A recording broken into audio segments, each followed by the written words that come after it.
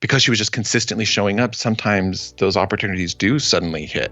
So it's build the groundswell, and then you just never know when some opportunity might shoot you up a little further, or give you just the opportunity you didn't know you were waiting for.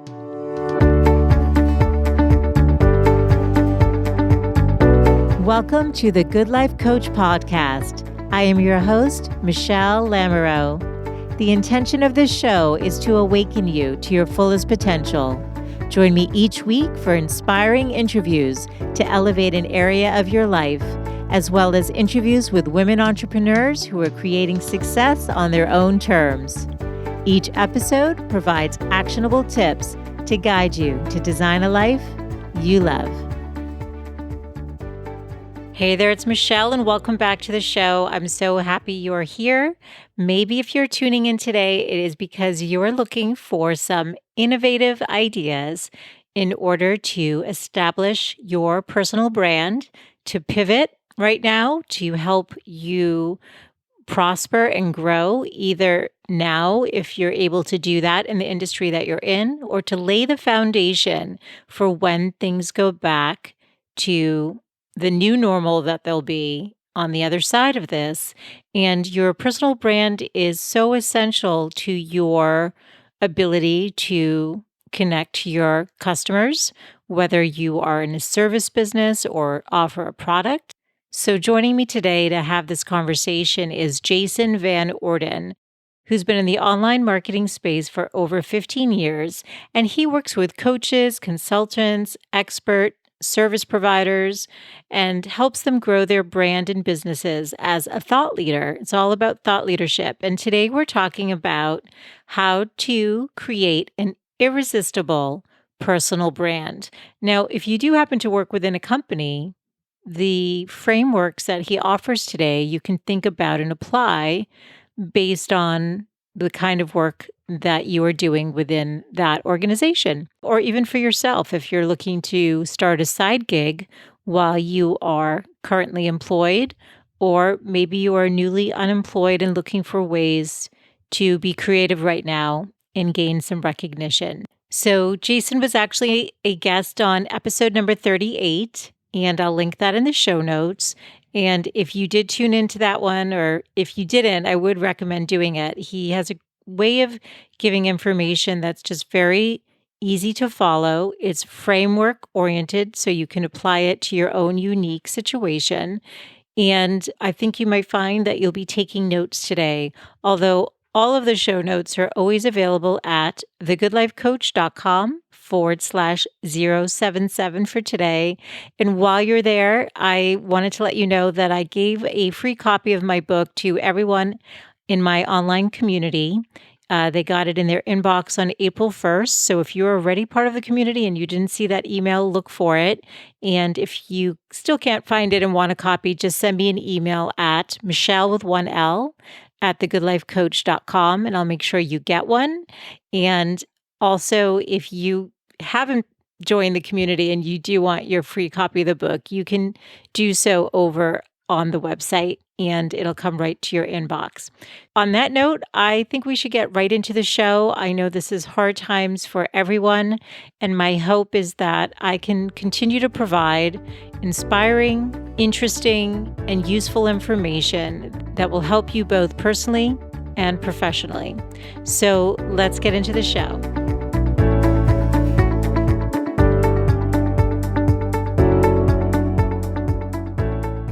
Hey, Jason, welcome back to the show.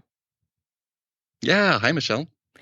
So last time I had you on, it's funny because I logged into Skype to connect with you and it said we had connected 9 months ago. So Oh, really? Hey, thanks, Skype, for keeping track. That's great. I didn't know how long it was. But Right. but we spoke about how to use your unique genius to serve and make a profit. And we dove into the importance of finding your unique voice and dialing that up to an 11. And I'm going to link that. It was episode number 38 in the show notes because it was so good. And I actually took notes for myself. It was that good. Mm-hmm. So thank you for that. Awesome. Yeah, it was so much fun. Yeah, but today we're going to talk about how to create an irresistible personal brand. And you and I were talking before the mics went on. We're obviously all dealing with the coronavirus, but with the world of podcasting, somebody might find this episode in a year or in 2 years. And Right. so we talked Right. about wanting the content to be evergreen, so it's useful to you, but also wanting to just acknowledge where you may be and kicking it off there and then getting into what we're, going to talk about with personal brand, which is also going to be relevant anytime you're building your business and growing it. So Hmm. just let's just actually very quickly start though. Can you just briefly introduce yourself and what you do? Yeah, absolutely. So I help coaches and consultants and other expert service providers to build an online brand, an online platform, and then also package up their knowledge in new diverse ways, especially through the internet, so they can create new income streams that are more scalable and that also can really help in times like this or any up and down in a business to, again, diversify your income streams. You're just going to be a little more resilient and robust. And everyone likes new profit centers that aren't dependent on Mhm. their time as well. So that's what I help people do. Which is so great. And so, what advice are you giving your clients right now in light of everything happening? People are losing their jobs, or people who are in certain industries like hairdressers or makeup artists, or people who have Mm. to actually be face to face with somebody to do their work, massage therapist, whatever it could be. But, just generally speaking, people who have to pivot right now, what advice are you giving Hmm. your clients? And who makes up your client base primarily? Yeah, I mean, so I have a lot of, a variety of coaches and consultants, some that work in organizations that, go in and teach leadership and communication and things like that. And then I've got, professors that work at universities. I've got, people who teach artists how to do art. So it's quite a variety Mm. of people, but there is, for the most part, it's what I would call knowledge workers, which are a huge part of our economy in general now. So, Mhm. people who, in one way or another, it's, them and their expertise being applied to in various ways. That is their source of income and the way they, create value out there in the world. Now, in terms of, it is a very interesting time, given that, yeah, the world's needs just changed overnight, Mhm. drastically, right? Now that can happen anytime in any market where the needs shift, and sometimes it'll be very obvious. Sometimes it might be just your industry. Sometimes it might be more global. Though Right. it's less often that something like this happens, and sometimes it's just consumer knowledge or different things are just kind of shifting where people's thoughts are, and particularly the people that you want to serve. So the advice that I'm giving to people is that now is a really, really good time to get back in touch with the needs of your market. And the best way to do that is to get on the phone with people, current Mm. clients, past clients, potential clients. If you have an email list or social media following, if you go have 5 to 10 conversations, then you're going to get a sense of like, where did their needs end up? And Mhm. and then you can go, okay, well, how can I best create value for them?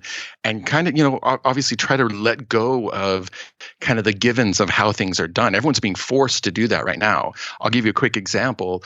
I have a friend who teaches dance. She teaches dance at Princeton. She teaches dance in workshops here locally. She teaches, different forms of movement. This is stuff that obviously typically happens inside of a studio with Mhm. people guiding them, right? Yeah. However, just last week, she taught an online movement class to almost 100 people. Wow. And so I was helping her, put that together through Zoom, and it was basically kind of it kind of came about because in a Facebook group, somebody posted kind of again to feel out like what is everyone doing right now?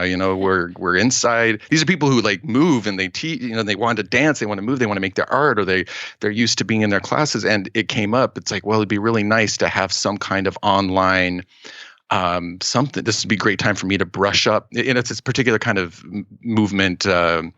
What is it? It's movement analysts or something in this Mm. Facebook group. And they're like, this would be a great time to brush up professionally on these fundamentals or whatever.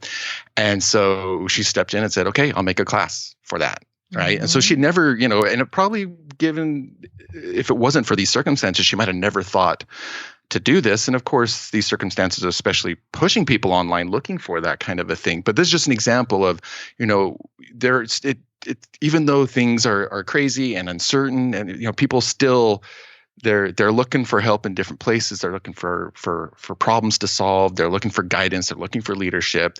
And so Mhm. just find the place that you can best create that value. And you can do it both from a place of service at the same time as, getting, she got paid. She got paid to do that class. Mhm. They did it on a, like, here's a minimum amount based on donation. Some people paid $10, some people paid $40.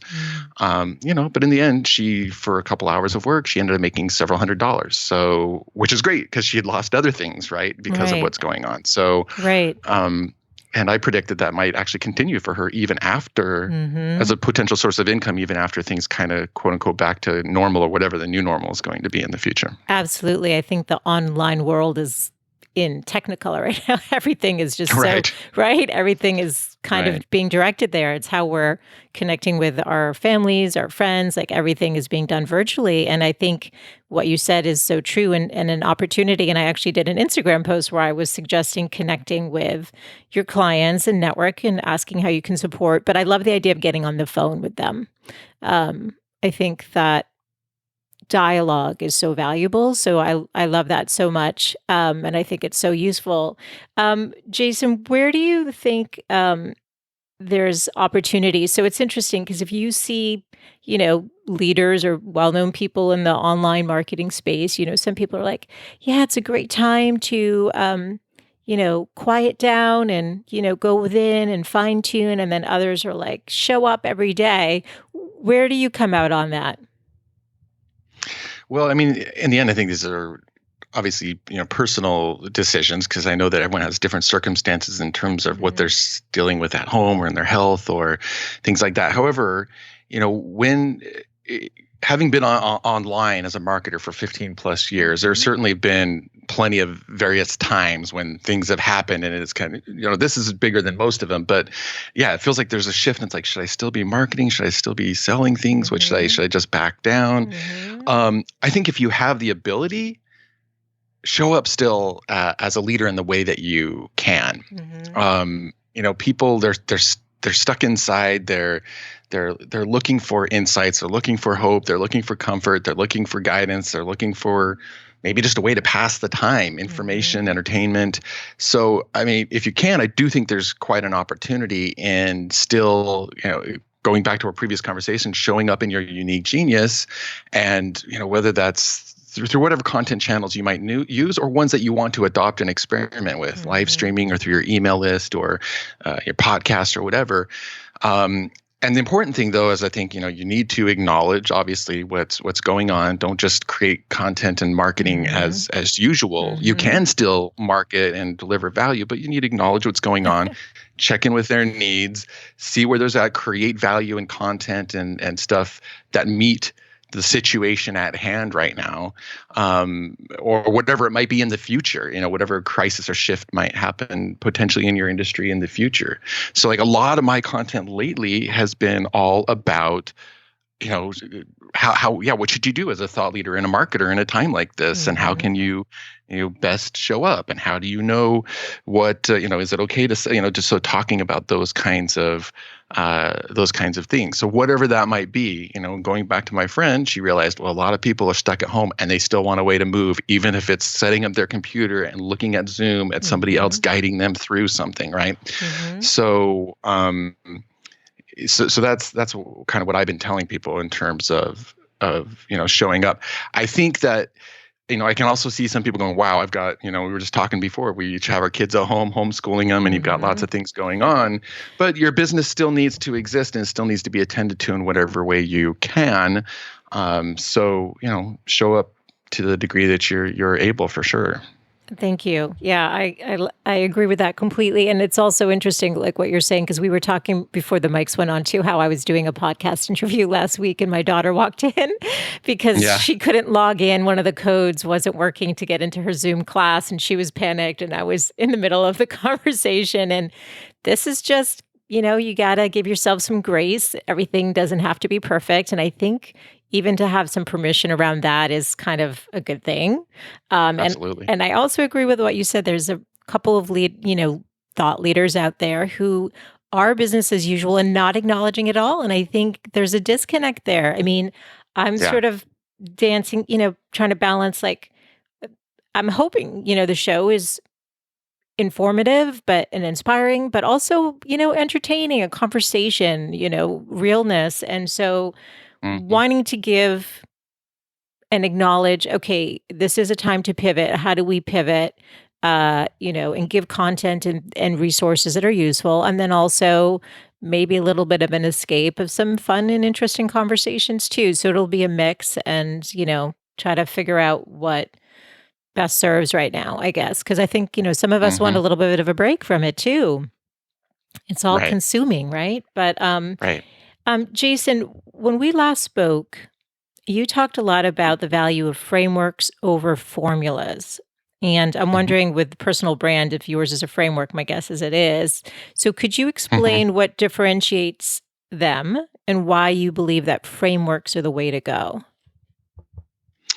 Yeah. So, as when you are an expert that is delivering your knowledge, there are certainly times when people just want the guidance, just tell them what to do, and that's fine.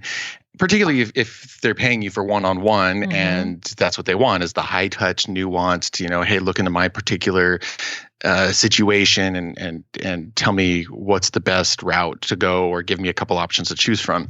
But when it comes to kind of more thought leadership or expertise more at scale, so you're trying to help a wider cast a wider net, help more people in ways that aren't dependent on your time. Now you don't have the same, they don't have the same access for the same nuance from you, and that's fine because you're able to they're able to afford your expertise at a lower price, say through an online group workshop or even a Mm. digital course that they go through on their own, right?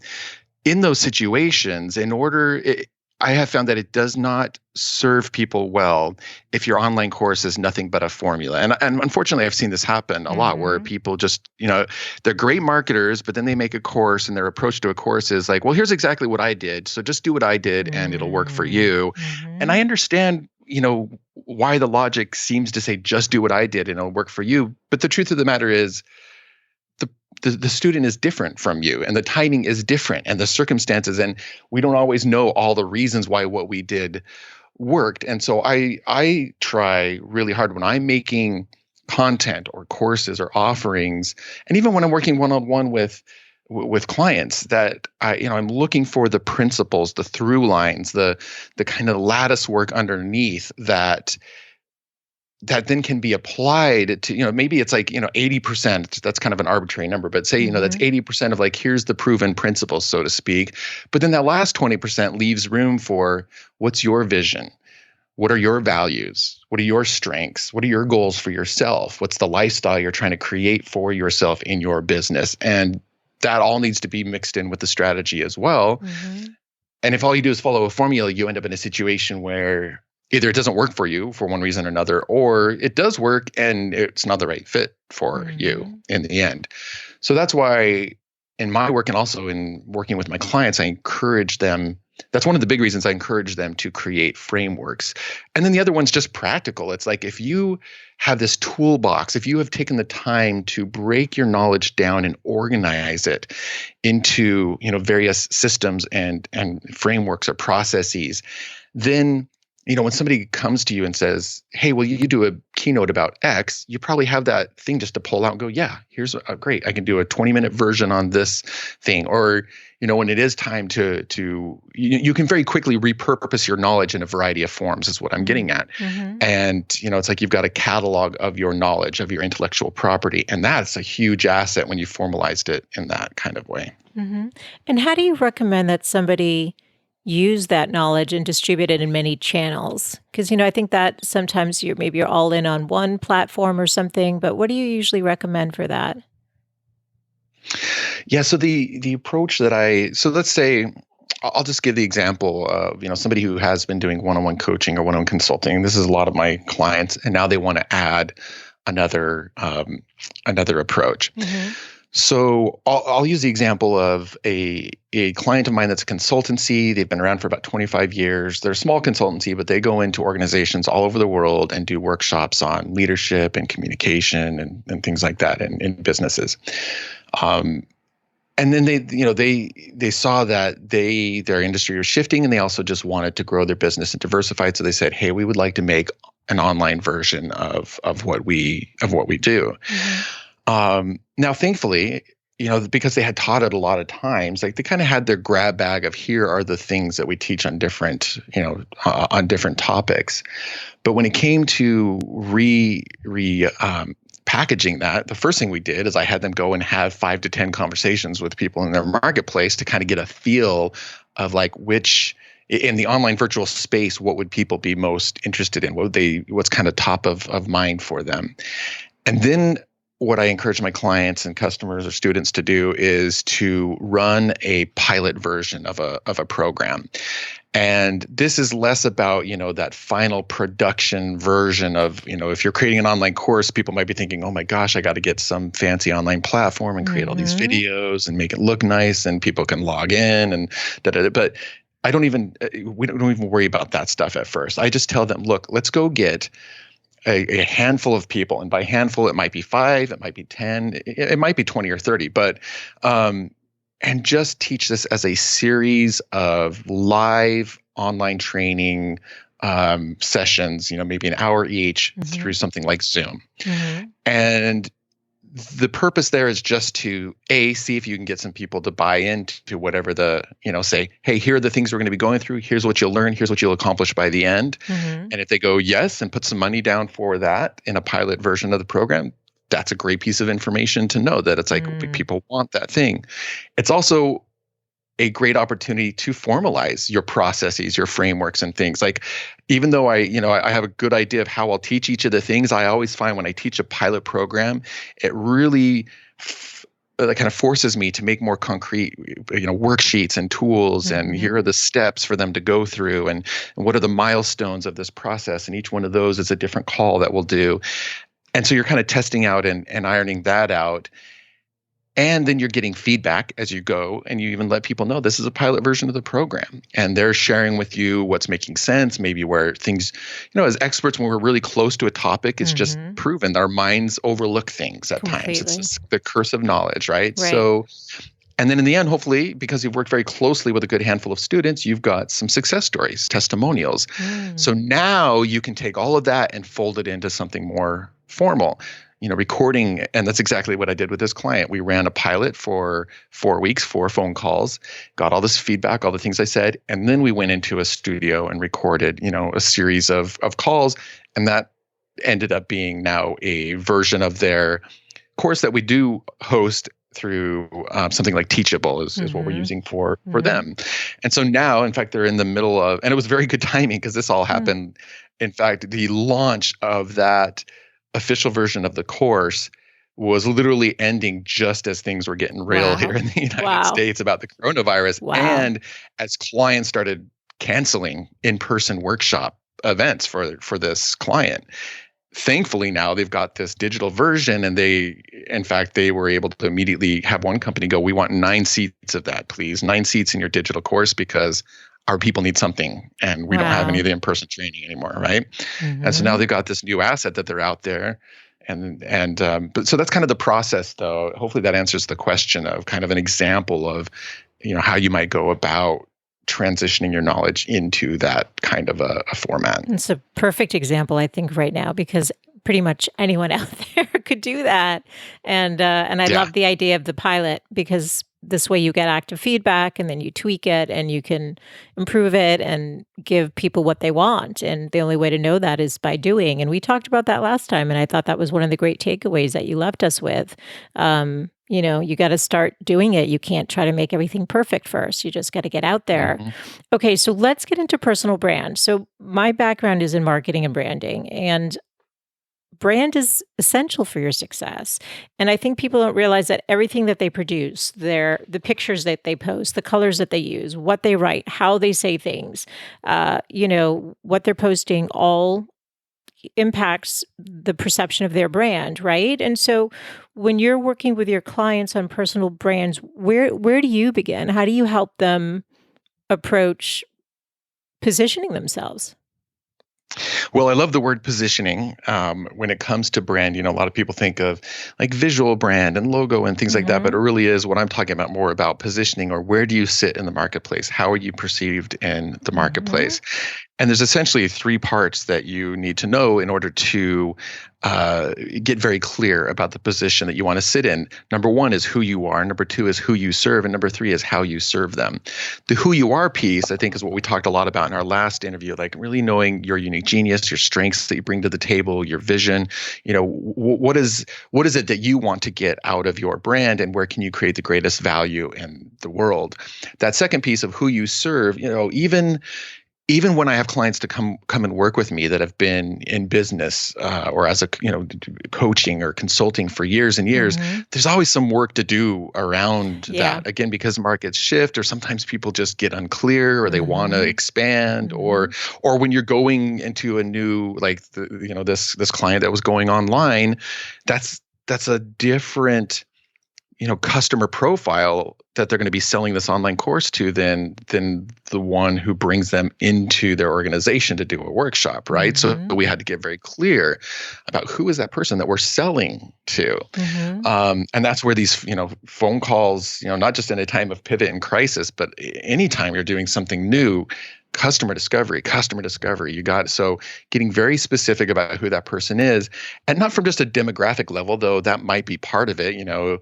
Maybe there's some specifications of like what profession they're in, or gender, or how experienced they are, but really more so, what are their challenges? What are their needs? What's top of mind for them? What are the pains they're trying to alleviate? What are the unfulfilled things that you can help them with and help them solve?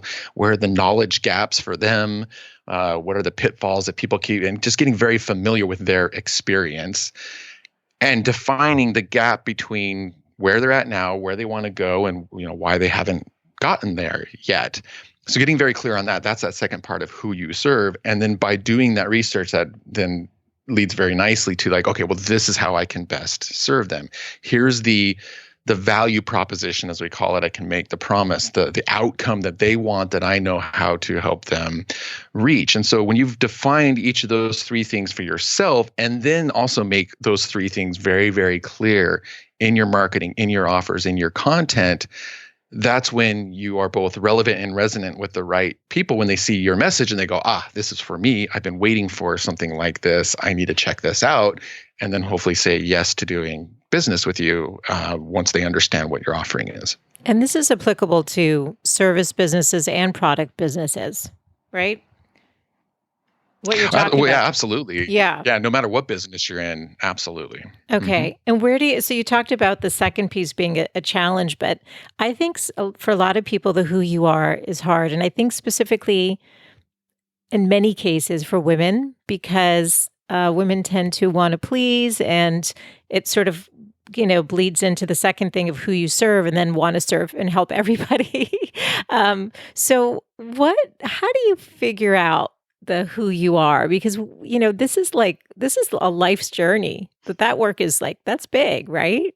The who you are. What can you offer us on that? Yeah, that's a great question. So of course I've got a framework for the who you are part. And this is a framework I came up with called the magnetic messaging framework. So it's a way of pulling out what are the most interesting things that you have and want to offer to the world. I don't think I'd even come up with this or formalized it last time we talked. Cool. So it has 5 pieces, and here's the origins of this framework. So first of all, there's all kinds of research over the last few years that show that consumers these days they want to do business with organizations, companies, small businesses, individuals who have that they feel that there's a real sense of purpose behind what they're doing. There's a number of reasons for that. Corporations have done a lot of shenanigans over the last decade or two. Millennials are much more now in the consumer base and workforce, and we just know that they're more, focused towards purpose as well. So that's great. Now, what does that mean then? I think a lot of us, feel like, yeah, there's a sense of purpose to why I do. That's why I do it. But what does it mean to be clear about it and communicate it in a clear and compelling way to your market, such they go, yes, I want to be a part of that. Mm-hmm. And so I started looking at companies like Whole Foods or Patagonia, who really stand for something. There's Patagonia is about sustainability, and their business decisions and their messaging and the way that they brand themselves and the content they make is very much always in alignment with that. And I Mm-hmm. look back over the last 15 years of working with other people and my own personal brands and building personal brands, and I came up with 5 criteria that go into a real purpose-based brand. And if you have these 5 criteria and communicate them to your market, that's where you'll stand out more. You'll have more loyal customers. They'll share your stuff more. So quickly, here are the 5 things in this framework. They are number 1 is your beliefs. What are the beliefs that drive the work that you do? And what are the things that you want people to believe once they've done business with you or come in contact with and been in your orbit? Quick example about this: I was working with somebody in a coaching call who is in the dieting industry, and she has a belief that the dieting industry is just a bunch of bunk. We need to stop telling people to lose weight. We need to stop people, and that there needs to be this fundamental shift in how we talk about those things. And it's a very strong belief that she has, to the point that, even to more difficulty in her business, she has stopped using the language lose weight in her marketing because she no longer believes in that as a message, right? Very strong belief that drives her work. So next to beliefs, the second thing that you have is vision. What's the vision of the future that you are trying to create? So for her, it's a future where the dieting industry is gone. It doesn't, at least in the format that it is now, telling us about all the horrible things about body image that it implants on us and so forth, and just bad science or no science, because that's not what sells. So that's the vision she has of the future.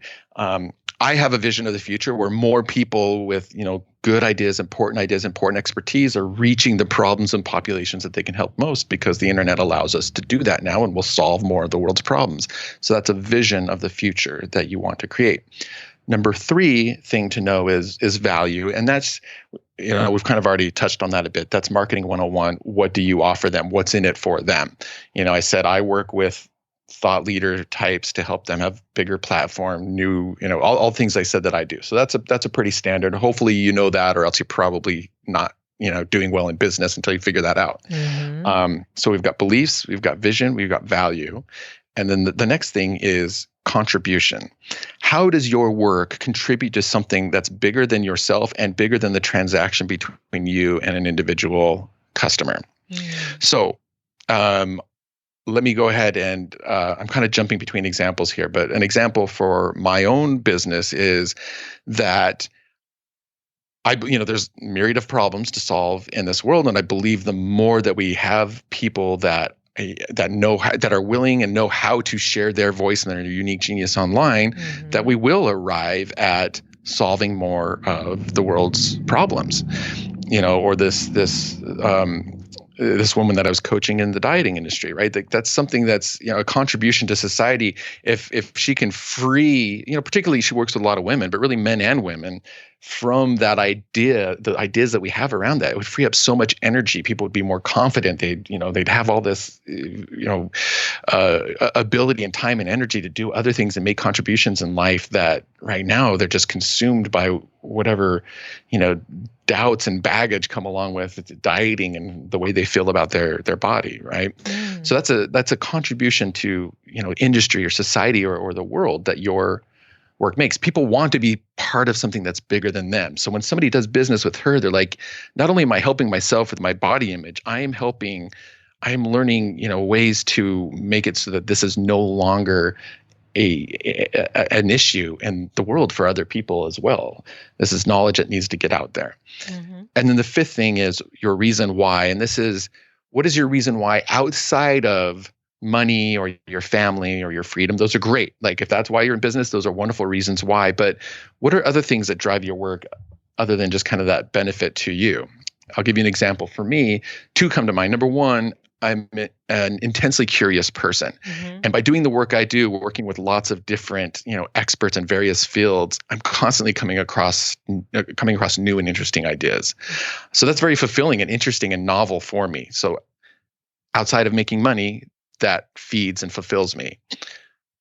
Also, by working with thought leaders, I help one person, they go help 100 or 1,000. And then I help another person and they help 100 or 1,000 or 10,000. So it's a nice way to compound, if you will, my own impact in the world. Those are two reasons why I do what I do, other than my own, money or help my family or my freedom. Again, important things to me, but there's other things that drive my work. So beliefs, vision, value, contribution, reason why. And if you're clear about those 5 things and communicate them, in your about page, in your content, people will, that's where you have an irresistible personal brand. And there's some slice of the world that's going to see that and go, I've been waiting to hear from you.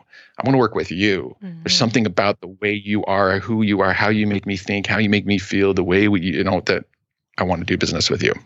Yeah. While you were going through the list, what occurred to me is with the beliefs, vision, contribution, and your reason why, I feel like, generally speaking, I'm not going to speak for everyone listening, but, you can come to those pretty easy. If you do, some soul searching and, there's a reason you got excited to put your work out in the world or go out on your own or consult to companies or do your thing. With the value, that's more about you than everyone else. And again, with women, owning our value can be part of the challenge, right? So the beliefs, the vision, the contribution, your reason why is about how we're serving outside of ourselves. It's why we are passionate about what we want to do. And then with the value, and being able to clearly articulate that, I think that's where things get a little blurry, for lack of a better word. And people look at, oh, look what she's doing. Oh, wait, we all sound the same. So how does somebody then pivot and really own their worth and stand out? So what do they do when, so your friend or your client, the woman who's teaching, wanting to get rid of the whole concept of dieting, that's unique. That is very different because everyone else is talking about losing weight because they know that sells, but she's going to appeal to a very particular audience. And as we know, it's not the quantity, it's not the number of people that are following you, it's the quality. It's the people who you're really serving and who are really committed to the message and what you're producing. So how does somebody differentiate themselves or really tap into that value? And that might be a tricky question, the way that I've positioned it, but does it make sense the way I've asked it, Jason? Yeah, sure. Yeah, I mean, first of all, I'd say that if you do go through those 5 things, the combination of what you have to say in those 5 areas is going to start making you sound different than everyone else. Now, in terms of owning the value that you have to offer, one thing that I encourage people to do when they are struggling with that is to this just goes back to something I said earlier, go have those 5 conversations with people that are the type of people you want to help. Because something happens, I find, I really enjoy doing them. It can feel a little daunting. And look, I'm an introvert, so I'm not naturally just setting up calls with people every day to talk to them, right? But when I do on a regular basis have these conversations with people in my market, I start hearing and seeing the problems that I can solve, and it starts getting me excited. And even in those conversations, I often, give them some little tidbits of something that they can, start with or get going on to help them with whatever we're talking about. And then I see their response, and they start getting really excited. And then I'm like, okay, I can't wait to go and create something to help this kind of person with this thing. So I find those conversations can be very energizing and informative when it comes to that value. That value piece. You don't have to just sit there and guess at it. You go and you talk to people, you see what resonates, where you think you can help the most. And then you run and then the next thing is when you go and run a pilot, even if it's for one person, you go help, find one person, or if it's a handful of people in a pilot, that's going to be another proof to you. And it's going to be very exciting to see this new way that you're helping people take form and see the results that it's getting them. So it's doing the research, it's experimenting, and then seeing what the results are in the end, and those results then feed our own self-efficacy in terms of, oh, I'm capable of helping people in this way. Yeah, thank you. I think that's spot on. So you said something that made me just think a little bit further on this whole topic. If somebody is listening now and they, really get this, they've gone through the exercises, they feel really excited and confident, or they've been out there and they've tweaked their messaging accordingly, where do they show up?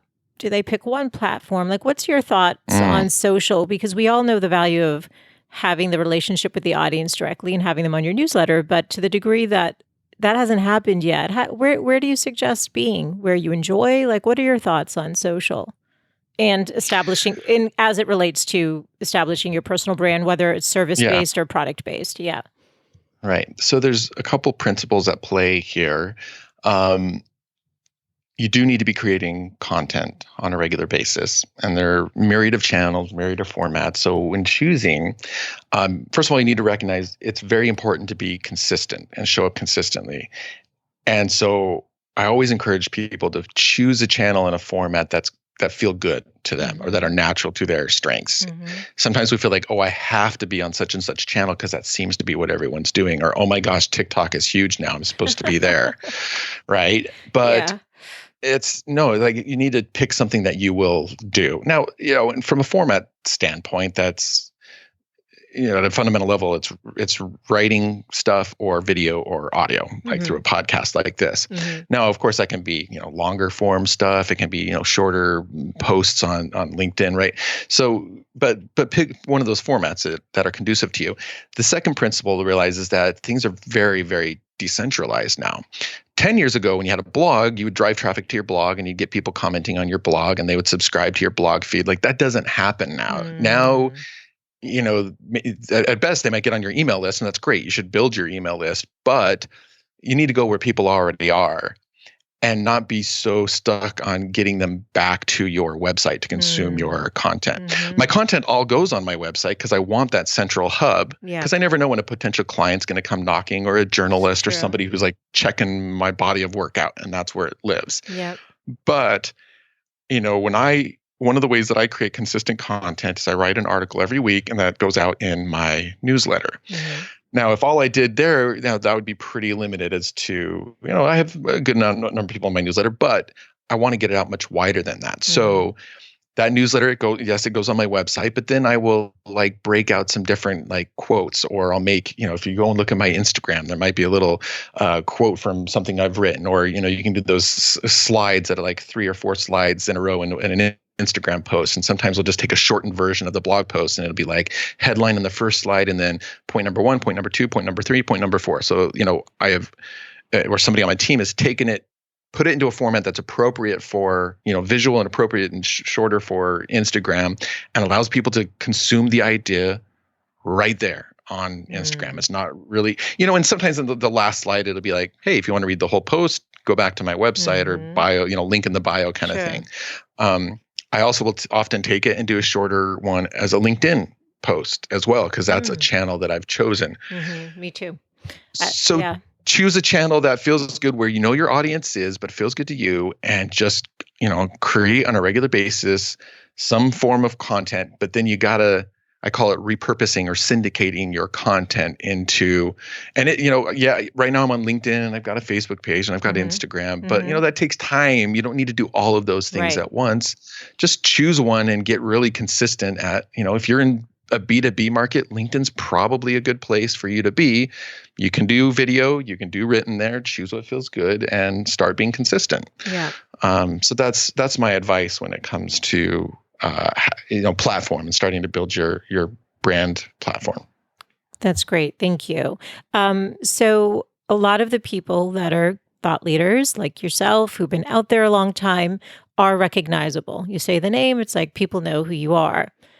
Then they're the people in the early stages. And so give us some perspective around how long it takes to establish the personal brand and the credibility, because I know marketing's changed from when I was in-house. There was no social media, and it was for lawyers, which isn't the most sexy thing, but it was fun. And a lot of it was seminars and events and all these kinds of things. But I knew that it takes time to establish. Every time we went into a different country where they had high tech startups, that was the main client base, that I had to strategically set up relationships. A lot of talking to people like you're talking about, or then producing events and then sponsorships. There was kind of a formula that or I should say, well, it was kind of a mix between a formula and a framework that was working.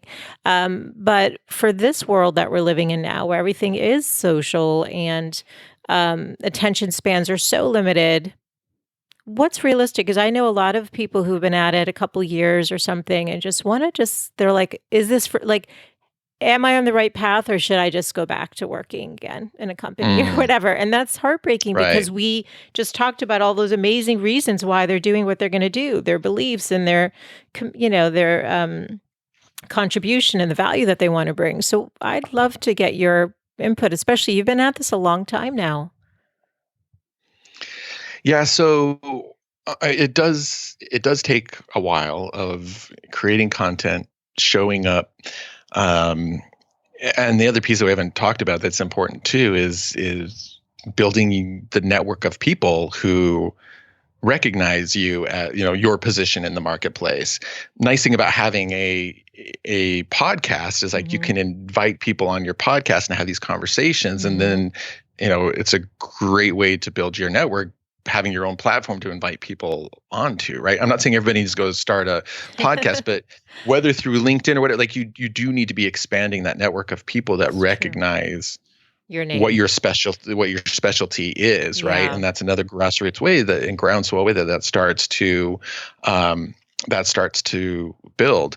Now, if you want to um, accelerate things, I think one thing that you can do is go and get interviewed on podcasts. Now, it might not be some of the biggest podcasts at first, Hmm. but there are a lot of podcasts out there these days. Hmm. So go find ones with a smaller audience at first, and they're going to be more likely to say yes. And that's still, a few hundred or a couple thousand people you're getting in front of. Hmm. And then when you've got a handful of those, you can leverage those into getting interviewed by bigger shows. You can point to them and say, I've been, here's some interviews you can hear of mine. Hmm. Plus you're getting better. And then you can go into, and kind of work your way up a ladder in that way. Or similarly, if writing is your thing, um, you know, do what we were saying about consistently creating some content, getting it out there either on LinkedIn and your site for a bit, and then you can reach out to places that need content, and point to content that you've created that's quality. If you can't get Inc.com, or and I'm not sure in other industries what some of the big ones might be, but yeah, you're probably not going to land being a contributor or a guest blogger on a big site the first time out, but you start with the smaller ones and you work Hmm. your way up the ladder. And so, I had a friend that Dory Clark, who Hmm. many years ago, um, she really, I mean, of course, writing books helped, and but it was very much a grassroots thing. It took her a few years. She was writing and writing and writing and getting out on Hmm. all these sites. But then there was one year where she's like, okay, I really want this to be the year that it pushes up to next level. And I think she went and did like 150 podcast interviews in Wow. 1 year. And that did the trick. It really got her name out there, and it built her list, and it just kind of pushed things up. So it's the consistency, it's having your message clear, it's building your network, and then picking what kind of your forays forward are going to be to try to kind of incrementally push things up another level as you go. But it does take time and patience. It can sometimes take, I mean, I think, and I don't want to discourage anyone, because the rewards are immense when you get Hmm. yourself there. But like, you'll see that just about every success story of someone being a recognizable brand online, Hmm. it started with consistency and 2, 3, 4 years of just kind of building up that groundswell before some of that bigger traction started happening. Every once in a while, you'll have one of these stories where, I don't know, someone just got picked up in a news story, Right, right. or something went viral. Like, you hear those, but well, and that's the other reason why you need to be consistent, is sometimes you just don't know. I mean, going back to Dory, she had 3 book proposals go out that all just got shut down by all these publishers. Mm. And then it was one article that she wrote about reinventing yourself. Mhm. And it went nuts. Like people loved it. And then publishers started emailing her and going, want to write a book about this because it just happened. And that was not like in her mind, like, I'm going to write a book about reinventing yourself. But Right. that's what she ended up being her first book. And because she was just consistently showing up, sometimes those opportunities do suddenly hit. So it's build the groundswell, and then you just never know when some opportunity might shoot you up a little further or give you just the opportunity you didn't know you were waiting for. Absolutely. And it's funny because I actually probably did hear Dory on at least 2 or 3, maybe that same year, because I know who she is only because I've heard her on podcasts. So I know of Dory's story. But I'll say one thing that I really discerned from hearing her is that she, in terms of mindset, which we talk a lot about on this show, she had massive grit and determination and a belief in herself. Jason, is there anything I didn't ask you today that you think is worth sharing with the audience? Oh, we've shared a lot, so I think it's probably pretty good. I mean, there's always more things. Maybe in 9 months we'll do another I was one. going to But say that, right? We'll tackle, some of your other expertise. I agreed. So where can right. people find you and learn more about your work? Where can I direct them? Sure. So I want to mention two things. I have a new podcast out. It's got a few episodes now called Impact, which is all about how Yay. to build your thought leadership brand and business. So if you go to jasonvanorden.com, there's a podcast link up at the top. You can check out and listen to that. Number two thing I want to mention is that there's a downloadable guide of the magnetic messaging framework. So those 5 areas with questions that'll help you kind of solidify those things. And you can get that by going to magneticmessaging.download. So that's the web address, magneticmessaging.download. So those are the two things I want to mention. Thanks. I'll definitely link both of those in the show notes. As always, very informative and always a pleasure talking to you. Yeah, this has been fantastic. Thank you so much for the opportunity. This is Michelle Lamoureux, and you've been listening to the Good Life Coach podcast. So I want to let you know that I have a free gift for you if you're interested. I've been thinking of how uncertain things are and wanted to do something a little extra and want to give you a copy of my book. It's called Design a Life You Love, A Woman's Guide to Living a Happier and More Fulfilled Life. And I usually sell it on Amazon for $10, but you can download for the month of April a free copy. It covers life, love, work, body, relationships, and simplicity.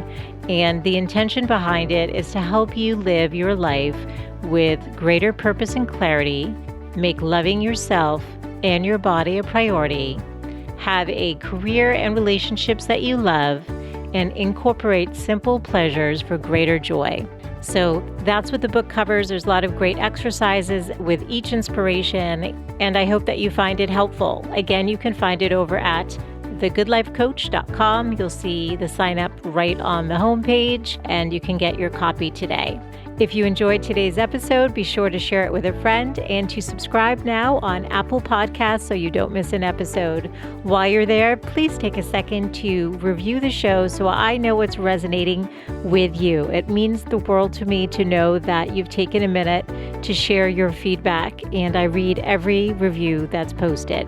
So thanks as always for tuning in. If you want additional inspiration and tips, come on over and visit me on Instagram. You can find me at Michelle with 1L _Lamoureux. Thanks so much, and I'll look forward to reconnecting with you soon. Bye for now.